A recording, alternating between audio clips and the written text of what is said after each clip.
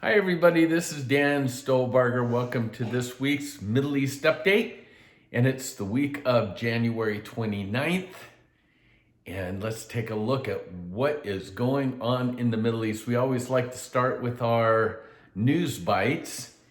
We'll start with Biden in Iran and Israel, some light subjects, right? Iran is basically trying to lure Biden back. And in fact, their quote is, return to the old nuclear deal and we'll give you a seat at the table. Now, this is of great concern to Israel, of course, because we know what Iran will do once they obtain the ability to have a nuclear weapon. And so this is the so-called red lines for Israel. And I'm not sure if Iran has crossed it yet, but I got a feeling they're stepping on it. So I still anticipate some action that will be taken within the next month. We'll keep our eyes on that. Good news, bad news. We'll get to the good news later in this presentation with COVID in Israel, but right now Israel has shut down Ben Gurion Airport for at least a week. Beginning tonight, they kind of want to button down and seal up Israel to keep out any new strains of the virus. This is basically time will tell.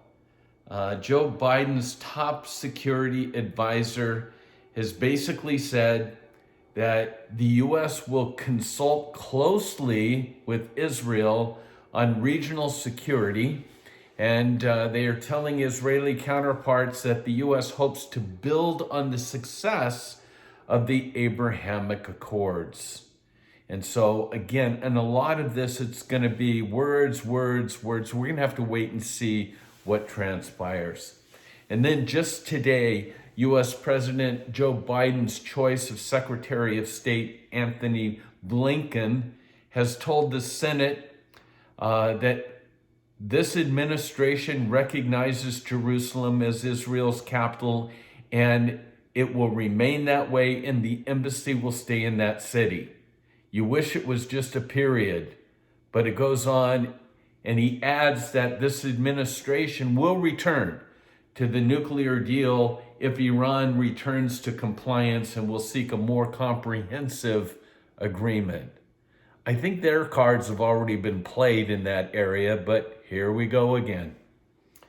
All right, our main articles for this week. Holocaust Memorial Day is on the 27th. And just in time for International Holocaust Remembrance Day, guess who shows up on the scene and spews hatred? That's right. The Palestinian Authority has stressed and repeated its anti-Semitic views on the Jews. In a program on the official PATV, this host taught the viewers that the Holocaust was simply the price the Jews paid for their evil behavior, their conspiracies, and their wickedness. This hate speech comes from the top of the PA leadership. You know, it was Abbas himself who explained that Europeans committed massacres against Jews every 10 to 15 years for centuries, culminating in the Holocaust in response to bad Jewish behavior. In other words, Jews, they deserve to be killed. Welcome to Holocaust Remembrance Day. And then we have this so-called peace partner.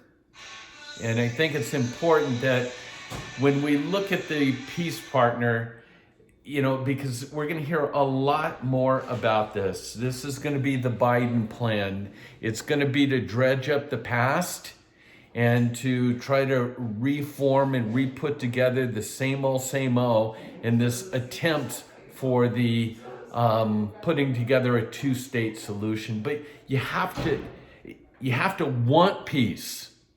That shake of the hands needs to be legitimate.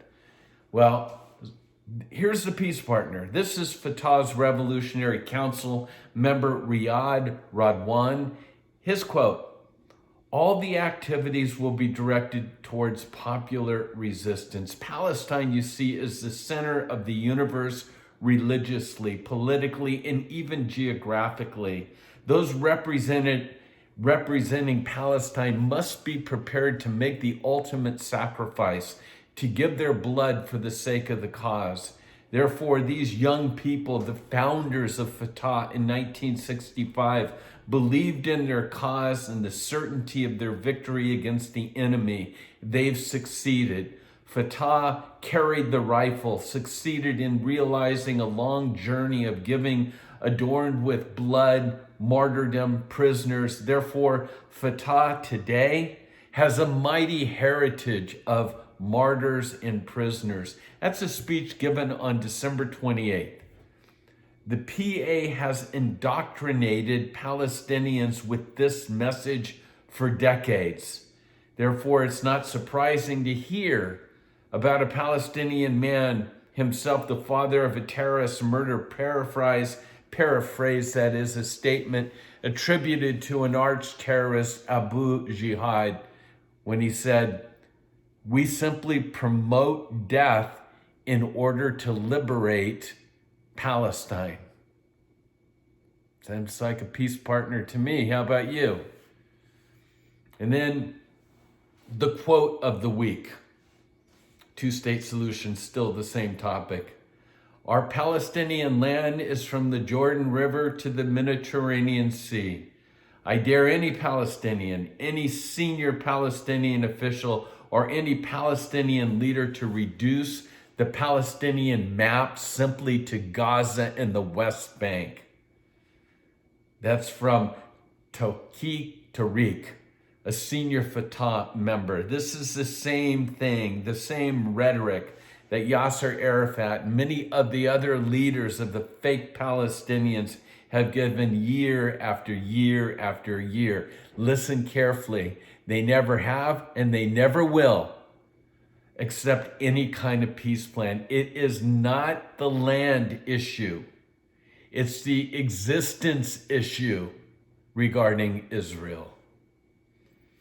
Well, back to Iran's nuclear program. In recent weeks, Iran has announced that it's begun to work on enriching uranium up to 20%, just short of the level required to produce nuclear weapons. They've also developed another breach. They're manufacturing uranium enrichment, sort of plutonium, I guess you would say, and metals in their alloys.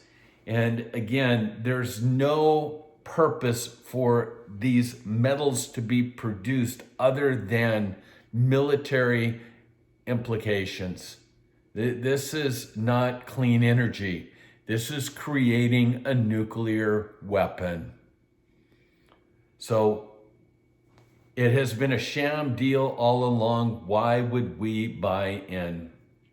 And then I did mention the COVID update. I said there were some positives. So in Israel, in week 2, after the second Pfizer vaccine shot, only 20 of 128,000 Israelis get COVID. So that's a 95% efficiency rate. Israel sees 60% drops in hospitalizations for age 60, plus 60 plus 3 weeks after the first shot. So this is good news. We've said all along when it comes to the vaccine, remember it's experimental at this point. We're not anti, we're just taking a wait and see approach. As I've mentioned, the good news is this rapid drop. The reality is that Ben Gurion Airport is closed down at this time. What a contrast. And then this is an eerie picture. It's slide number 10. Khamenei's account, the mullah in Iran, his account was suspended after he tweeted this picture. Apparently a golfer, looks like Trump, under the warplane shadow, and it's frozen, and it says, essentially that Iran's supreme leader is threatening the death of the top military commander, the former president of the United States, in a drone strike. And as you can see the picture here, the threat didn't come about, but again, the threat remains to exact revenge for the death of their general. Wrapping it up, because of our time, Ben Shapiro, you probably listened to a lot of his YouTubes. Brilliant mind. Well, here we go again. Big tech, liberal left or whatever. They're censoring. Political Magazine is now censoring Ben Shapiro. It's getting to be a truly scary time here in North America when people like Ben Shapiro, one of the most clear-headed, cool-headed conservatives, being censored. I'll tell you what, if the United States has a future, this will boomerang. In 2022 and 2024, we'll see conservatives coming back in spades because this whole censorship, it's a nightmare. It's out of control. Well, let's finish up here. There's an article on surprising BDS advocates. BDS is not going away. I was surprised to see Amnesty International as being on the list of BDS organizations, the Human Rights Watch and Oxfam. And so, what can we say? These are the days in which we're living. Difficult days, hard days, dark days. I believe we're at the threshold of the book of Revelation unfolding before our very eyes. We have the restrainer still here at this particular time, but the day is coming soon when the restrainer will be taken away. I believe that Christians need to get back into two particular things. Let's make it three. One, we need to be studying God's word. Okay? What does the Bible say? That's what we need to be stating. When it comes to the end of days, what does the Bible say? What did Jesus say about the end of days? Don't be deceived. Watch. And then he says to pray. And that's the second thing. We need to once again become committed and devoted to prayer. Not just praying for things, but establishing our relationship, our intimacy once again with God. Praying in intercession and listening to the voice of God. That's prayer. And finally, don't forsake the gathering, the fellowship. And that's what we have here with KFIR. Yes, it's online, but we're going to use it to the best of our abilities, which is why we're encouraging you over this next month to invite one person to join KFIR. As you know, we have this weekly Middle East update. We have a weekly Bible study. We just so happen to be going through the book of Revelation at this time. Both of those are filmed and are on YouTube. And then we send out emails Monday through Friday studying the Bible. We go through 3 chapters, the Psalm a day. And then right now we always are in the gospel. We're in Mark, and we just started 1 Samuel. And I have some great people as part of our KFIR staff as commentators. And all we're asking them to say and do is to say, what did the Lord say to you through your reading today? And we need to be that sort of people, the people of the book, back into the book. Well, that's it for this week's update. God bless you and shalom.